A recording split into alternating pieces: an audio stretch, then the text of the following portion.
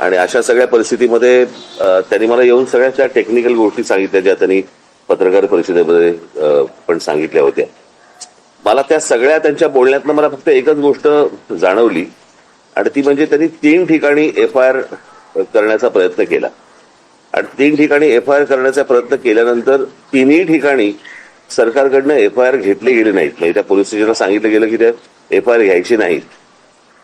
मला इथेच जास्ती मला संशयाची सुई ज्याला आपण म्हणतो की बाबा इथे सरकारला असं का वाटतंय किंवा पोलीस स्टेशनला का घेऊ देत नाहीत. म्हणजे ज्यावेळेला ते मरीन ड्राईव्ह वरती गेले त्या पोलीस स्टेशनला गेल्यानंतर तिथे ते तिथले जे कोणी अधिकारी होते ते त्यांचा FIR लिहून घेत होते, टाईप करत होते आणि टाईप करत असताना इतक्या DCP आले तिथले आणि त्यांनी सांगितलं की नाही FIR लिहून नाही घ्यायचा म्हणून. तर हे कशासाठी आहे मला असं वाटतं याची उत्तरं जर समजा काही नसेल त्या तो निव्वळ अपघात असेल, जर तो घातपात नसेल, पण जर समजा त्यांच्या घरच्यांनाच कोणाला तरी जर समजा त्याबद्दल जर समजा काही संशय असेल किंवा चौकशी नीट व्हावी यासाठीचा तो समजा FIR त्यांनी जर त्यांना करायचा असेल तर त्यांना अडथळे सरकारकडनं का आणले जात आहेत. आज सुनेत्राबाई तिकडे बसलेले आहेत, उपमुख्यमंत्री म्हणून बसलेले आहेत. मला असं वाटतं त्यांनी पण या गोष्टींचा विचार केला पाहिजे कारण त्यांचेच ते पती होते आणि त्यांच्याच पतीच्या अपघाताबद्दलचा हा FIR आहे आणि सरकारकडनं असा दबाव येतो की तुम्ही FIR घेऊ नका. मला याचं काही राजकारण मला काही माहिती नाही की नक्की काय चालू आहे ते, पण FIR करताना ज्या वेळेला अडथळे आणले जातात म्हणजे ज्या राज्यामध्ये सांगितलं गेलं की तुम्ही कोणीही FIR नोंदवू शकता आणि नोंदवू शकता म्हटल्यानंतर जर समजा FIR नोंदवायला गेलेल्या माणसाला जर तुम्ही अडथळे आणत असाल तर काही काळबेरं आहे का याच्या मागे असा संशय निर्माण होतोच ना. आणि मला असं वाटतं हे सरकारच संशय निर्माण करते. जर समजा त्यांना काही त्यांचं म्हणणं मांडायचं असेल, त्यांना जर FIR नोंदवायचं असेल आणि चौकशी त्या पद्धतीने व्हावी अशी जर त्यांची अपेक्षा असेल ती यात गैर काय आहे. आणि म्हणून मला असं वाटतं की ह्या गोष्टीकडे जास्ती गांभीर्याने पाहिलं पाहिजे आणि मला असं वाटतं सरकारने या गोष्टींची उत्तरं त्यांना दिली पाहिजे. CBI आणि CID ची चौकशी तेही कुठपर्यंत आल्या अजून CBI चौकशी जी मला असं वाटतं ब्लॅक बॉक्सचं पण अजूनपर्यंत काही कळलेलं नाहीये काय झालं आणि काय नाही. ते म्हणजे किती विमान कितीही डिस्ट्रॉय झालं तरी ब्लॅक बॉक्स हा कधी डिस्ट्रॉय होत नसतो. त्याचंही काय झालं अजूनपर्यंत समजत नाहीये आणि नक्की म्हणजे सरकार मला असं वाटतं की हे संशयाची भूतं नाचवते या सगळ्या गोष्टींच्या मागे. आता ह्याचं काय त्यांना त्याच्यातलं काय राजकारण आहे मला काही माहिती नाही. माझा सोपा फक्त एकच गोष्ट होती की FIR नोंदवून का नाही घेतला जात आणि तो नोंदवून नये याच्यासाठी सरकार का प्रयत्न करते याची फक्त उत्तर सरकारने द्यावी. वारंवार असं म्हणतात की जी तक्रार आहे त्यांना की DGCA आणि त्याचबरोबर माझं तेच म्हणणं आहे तो टेक्निकल पार्ट सोडून द्या तुम्ही. एकदा FIR नोंदवला गेल्यानंतर त्याच्यामध्ये ज्या प्रकारच्या गोष्टी ते सांगितल्या जातील त्याप्रमाणे चौकशी व्हावी. सोपं आहे. अहवाल सुद्धा प्रतीक्षेत आहे कारण 1 महिन्याच्या आत आम्ही अहवाल देऊ असं सांगितलं गेलं होतं अपघातामध्ये. त्या सगळ्या गोष्टी बाजूला सोडा. सरकारच्या FIR नोंदवून का नाही घेतला जात आहे एवढ्या गोष्टींचं फक्त उत्तर सरकारने द्यावं. 3 ठिकाणी प्रयत्न करून पण जर समजा नोंदवून घेतले जात नसतील आणि पोलीस स्टेशनवरती जर समजा तुम्ही दबाव टाकत असाल की नोंदवून घ्यायचा नाही म्हणून तर हे कशासाठी आहे हे कळलं पाहिजे. मला असं वाटतं महाराष्ट्राला कळलं पाहिजे. अजित पवार आमदार आहेत आणि अजित पवारांच्या मृत्यू प्रकरणात ते FIR नोंदवू पाहते. त्यांचा FIR जर नोंदवला जात नसेल तर सर्वसामान्य माणसाचं काय करायचं. आणि हा कुठच्याही राजकारणाच्या पलीकडचा विषय आहे.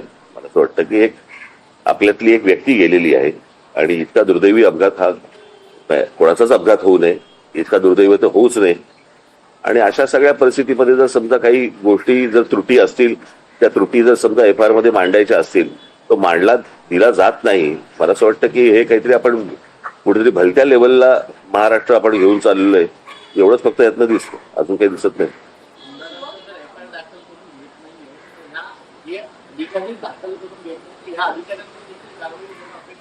पण अधिकाऱ्यांना जर समजा सरकारच सांगत असेल की करून घ्यायचं नाही तर तुम्ही अधिकाऱ्यांना काय दोष देणार.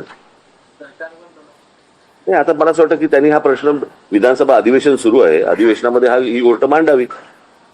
उद्या लोकसभेचं अधिवेशन सुरू होईल त्यावेळेला मला असं वाटतं राष्ट्रवादीच्या खासदारांनी ते प्रश्न तिकडे उपस्थित करावेत.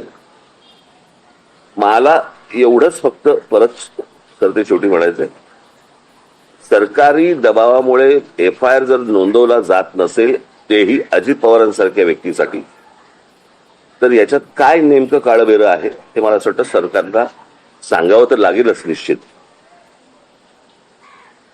एक महिना होत आला, प्राथमिक अहवाल सुद्धा सादर झाला. अजून सादर झालं नाही. तर त्याच्यामुळेच काय होतंय की त्या असल्या सर्व गोष्टींमुळे संशयाची भूतं नाचवली जात आहेत किंवा नाचत आहेत. आणि मग प्रत्येक महाराष्ट्रातल्या प्रत्येक नागरिकाच्या मनामध्ये जे शंका या ज्या निर्माण होत आहेत त्या सगळ्या याच गोष्टीमुळे होत आहेत. ठीक आहे.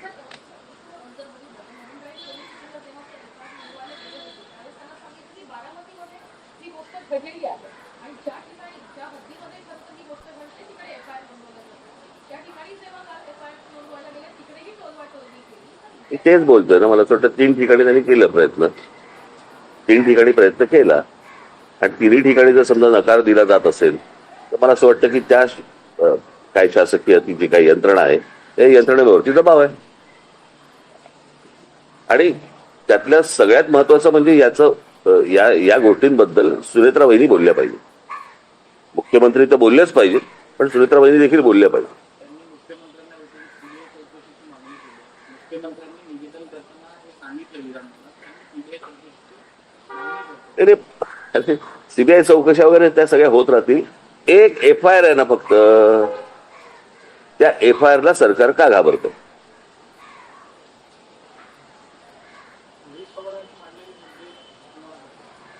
ते मी ऐकले होते ना, त्यांनी ज्यावेळेला प्रेस कॉन्फरन्स घेतली त्यावेळेला ते आपण मुद्दे मांडले होते, ते सांगितले होते, मी ऐकले होते.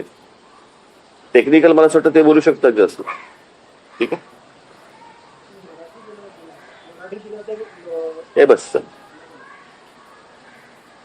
काय, मला आता इथे एक आलं होतं पण मी जाऊन देत, थोडस ठाकरी भाषेत होतं त्याच्या प्रश्नावर त्याच्या प्रश्नावर. चला ना, बस ना आता. कॉपी होईल ना.